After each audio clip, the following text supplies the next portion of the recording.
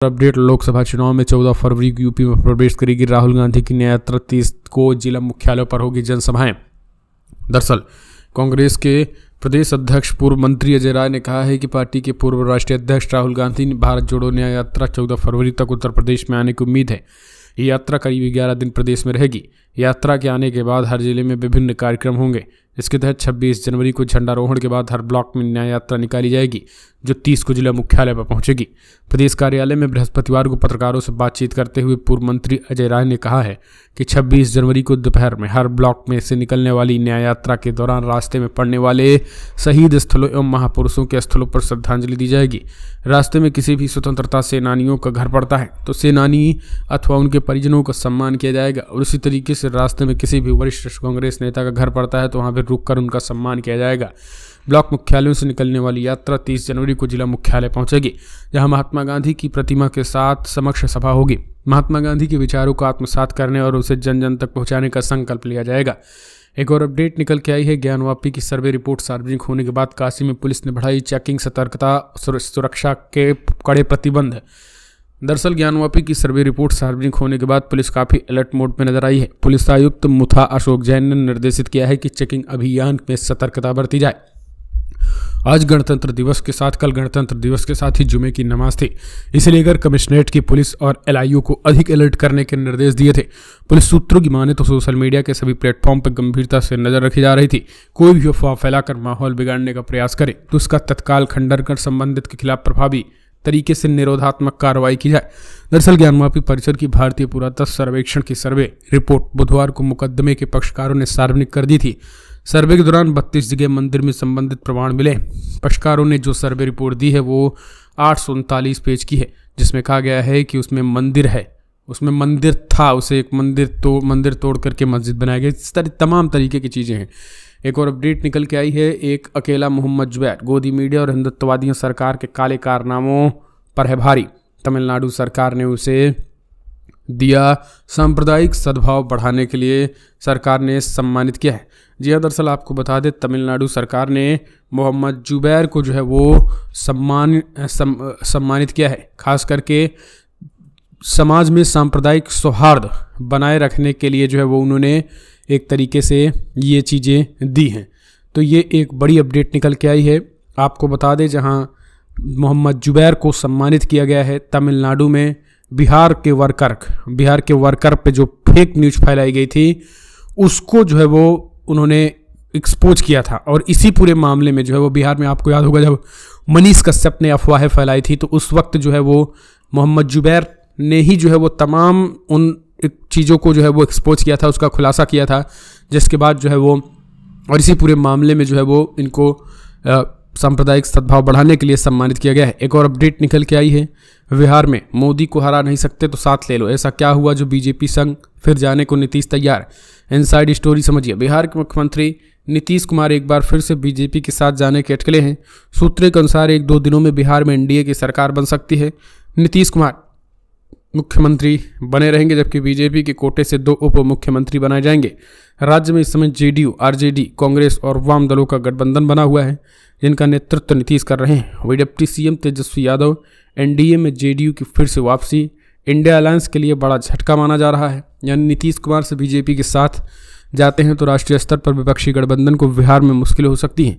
हालांकि कुछ दिनों पहले ही तक विपक्ष के साथ दिखने वाले नीतीश के साथ अचानक ऐसा क्या हुआ।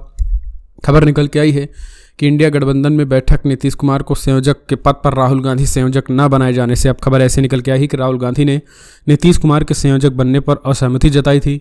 और उसी बैठक में जो है वो, क्योंकि राहुल गांधी को पहले से ही पता था कि नीतीश कुमार पलटू राम है और उनको संयोजक बनाया जाना ठीक नहीं, और यही कारण है कि राहुल गांधी ने इस पर आपत्ति जताई थी, जिसके बाद से ही नीतीश कुमार ने जो है वो अपने अपमान का बदला लेने के लिए जो है वो पलटी मारी है। एक और अपडेट, अभिषेक बनर्जी के खिलाफ केस खत्म करना चाहते हैं हाईकोर्ट के जस्टिस सेन। जी हाँ, दूसरे जज पे लगाए गंभीर आरोप।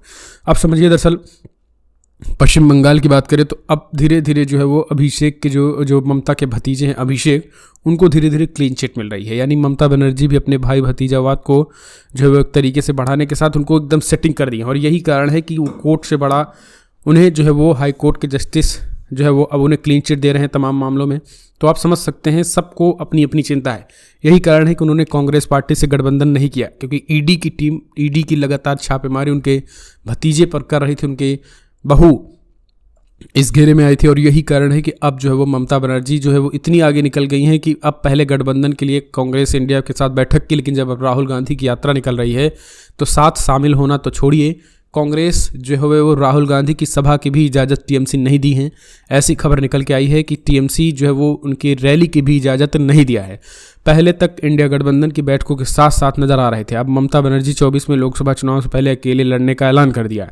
दीदी के इस दांव के बाद कांग्रेस बैकफुट पे आई, कांग्रेस डैमेज कंट्रोल के मोड में आई, वो ममता के तेवर नरम पड़ते नजर नहीं आए। अब टीएमसी और कांग्रेस के बीच दूरियां किस कदर बढ़ गई हैं, इसका अंदाजा इस बात से लगाया जा सकता है कि ममता के राज्य में पुलिस प्रशासन ने राहुल गांधी को जनसभा करने तक की अनुमति नहीं दी है। राहुल गांधी मणिपुर से महाराष्ट्र तक भारत जोड़ो यात्रा निकाल रहे हैं। राहुल गांधी की यात्रा पश्चिम बंगाल में प्रवेश कर चुकी है। कांग्रेस ने सिलीगुड़ी में राहुल गांधी की जनसभा के लिए प्रशासन से अनुमति मांगी थी, लेकिन नहीं मिली है। तो ये सारी चीज़ें देखने को मिल रही हैं। एक और अपडेट निकल के आई है, अगली खबर आपको बता दें, जहां ये तो राय है। सुप्रीम कोर्ट ने फिलहाल रामचरितमानस विवाद पर स्वामी प्रसाद मौर्य को राहत दी। सुप्रीम कोर्ट ने गुरुवार को समाजवादी पार्टी नेता स्वामी प्रसाद मौर्य को बड़ी राहत दी। कोर्ट ने तुलसीदास की रामचरितमानस पर स्वामी प्रसाद मौर्य की टिप्पणी संबंधित एक मामले में उनके खिलाफ आपराधिक कार्रवाई पर रोक लगा दी। न्यायमूर्ति बीवार गवई और न्यायमूर्ति संदीप मेहता की पीठ ने उत्तर प्रदेश सरकार को भी नोटिस जारी कर दिया और मामले में उनसे जवाब मांगा है। कोर्ट ने फैसला सुनाते हुए कहा है कि आप इन चीज़ों को लेकर के इतने संवेदनशील क्यों हैं, ये व्याख्या का मामला है। सपा नेता स्वामी प्रसाद मौर्य ने इलाहाबाद हाईकोर्ट के आदेश को चुनौती देते हुए शीर्ष अदालत का दरवाजा खटखटाया था, जिसमें तुलसीदास की रामचरितमानस के खिलाफ टिप्पणियों के मामले में प्रतापगढ़ जिला अदालत में कानूनी कार्रवाई को रद्द करने के निर्देश देने की उनकी याचिका खारिज कर दी थी। अब सुनवाई के दौरान न्यायमूर्ति मेहता ने उत्तर प्रदेश की ओर से पेश वकील से पूछा कि क्या ये उनकी यानी मौर्य राय ये कैसे अपराध है। यूपी के पूर्व मंत्री मौर्य ये बयान देने के लिए आरोप लगाया है।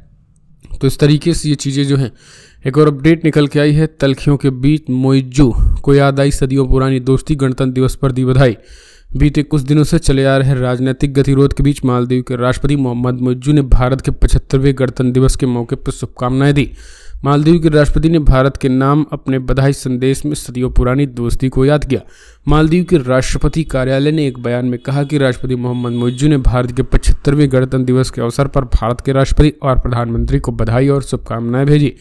भारत के 75वें गणतंत्र दिवस के उपलक्ष्य में राष्ट्रपति द्रौपदी मुर्मू और प्रधानमंत्री मोदी को अलग अलग संदेशों में राष्ट्रपति मोइज्जू ने बधाई और शुभकामनाएं भेजी हैं। एक और अपडेट, मराठा आरक्षण, लाखों लोगों के साथ मनोज जरांगे नवी मुंबई पहुंच रहे हैं। मांग नहीं माने जाने पर मुंबई करेंगे कूच।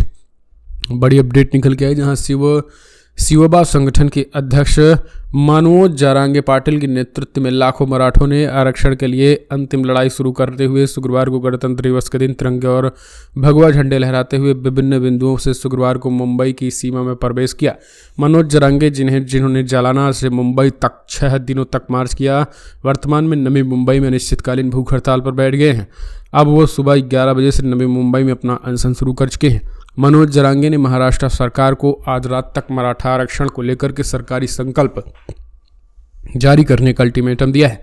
उन्हें चेतावनी दे दी है कि अगर महाराष्ट्र सरकार की ओर से जीआर जारी नहीं किया जाता है तो मराठा कल शनिवार तक मुंबई में शुरू कर देंगे। तो ये चीज़ें जो है वो उन्होंने कही हैं। फिलहाल आप कमेंट्स माध्यम से अपने सुझाव दें। फिलहाल क्या वाकई में महाराष्ट्र सरकार जो है वो अब फंस चुकी है। इस वीडियो में इतना ही। पल पल के अपडेट के लिए चैनल को सब्सक्राइब करना ना भूलें। जय हिंद, जय भारत।